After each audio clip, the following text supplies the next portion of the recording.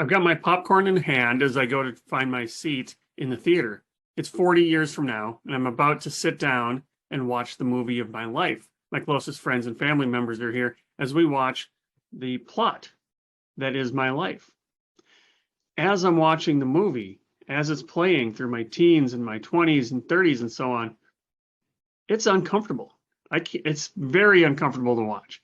There was so much adversity. There were so many problems. There was so much heartache, so many crappy things that have happened to me.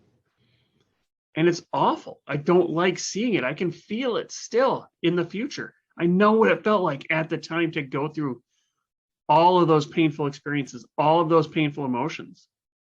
Here I am, 40 years from now, watching this movie, and all I want to do is see if there's a way that I can go back in time so I can alleviate this struggle from past me, so I can alleviate the struggle, the challenge, the pain, the adversity that I had to feel back then. But then it finally hits me. I only am who I am today because all that adversity happened. It's only because of that adversity that I learned that I'm more equipped to deal with things today. It's only because of that adversity that the good times in life felt like good times. We need struggle. We need adversity. We need resiliency. Find out more right after that.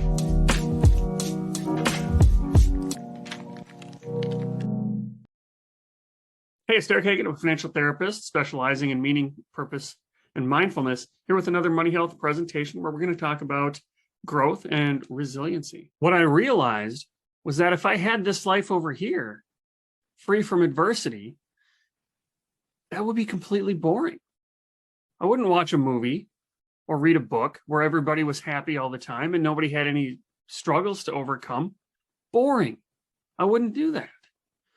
What I found out that the ups and the downs, the negatives, make the positives worthwhile.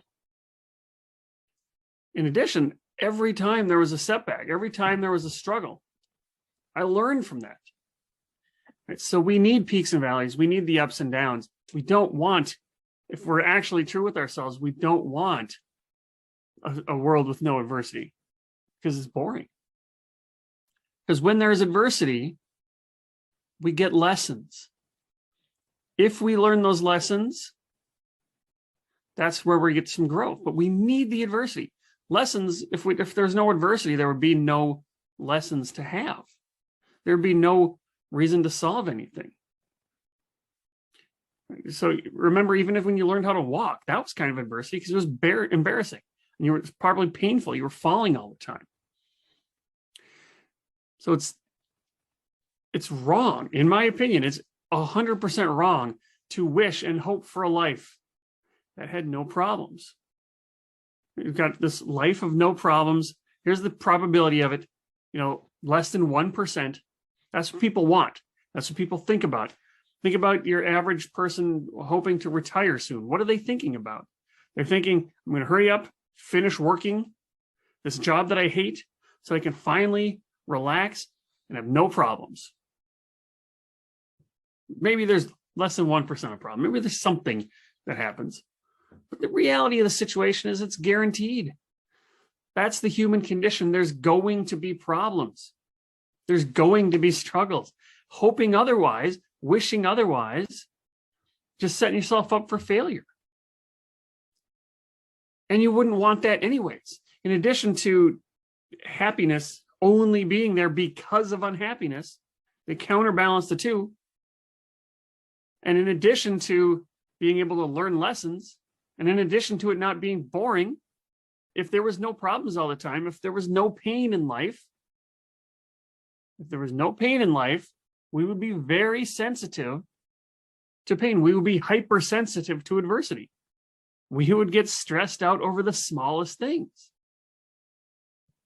So if we were happy all the time and there was no problems, where we're at now for happiness, we would always be up here, right? This is our baseline. This is what we feel is happy now. But if we were always up here, we would quickly get used to that. And it would become the norm. So then if something happened that brought us down to where we were, that would feel awful. Your baseline today would feel awful because we would be highly sensitive to pain. We would be too sensitive to pain. And so resiliency is the skill that we can focus on. Resiliency is the idea that we can bounce back from setbacks. But there's an idea that there's actually 4 uses of resiliency. The first is you can overcome obstacles. You can overcome some childhood issues that you had with resiliencies. You can use your journal. You can make meaning out of what's happened to you. Okay, you can overcome those obstacles from childhood. Then remember, there's going to be stress every day. Every day there's going to be stress. Somebody's going to cut you off. Somebody's going to say something to you that you don't like. Somebody's going to disrespect you in some way. Resiliency helps you manage that everyday stress. Most of us in life are going to have some kind of a serious setback. Resiliency is the ability to bounce back from those serious setbacks. This is, in my opinion, this is what most people think of when they think of resiliency. Something bad happened. How quickly did you recover? If you don't recover back to baseline, that's called post-traumatic stress. Right? So resiliency is overcoming post-traumatic stress, getting back to where you were. Finally, resiliency helps you reach out, reach forward. What kind of life do you want to design that will make life meaningful? Something that you can aim for. What purpose do you have? Now remember, if post-traumatic stress is failing to recover to baseline, and resiliency, generally speaking, is the ability to get back to baseline, post-traumatic growth is the ability to actually come out the other side better. Got your life here, it's floating along, and then some craziness happens and you come out the other side better than where you were. But you have to go through this. You have to experience this to get the growth. So there's a school of thought that says we should welcome adversity because it's only with adversity that we get the growth. We should welcome adversity. We should welcome troubles. We should welcome problems. We should take more risks because otherwise we're going to be stuck where we're at. We're going to be stuck in the same old spot. We need to grow. Welcome challenges because the more you practice, the more skill you get. The less you practice, the less skill you have. You want to have practice solving problems. You want to have practice with uncomfortable conversations. You want to have practice having your worldview shattered and having to figure out how to make sense of that. You have to have practice. And you can't practice solving problems if you don't have problems to solve.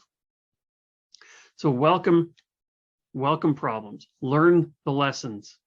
It doesn't mean you need to like that it's going on, but you can imagine yourself in the middle of adversity, something happened.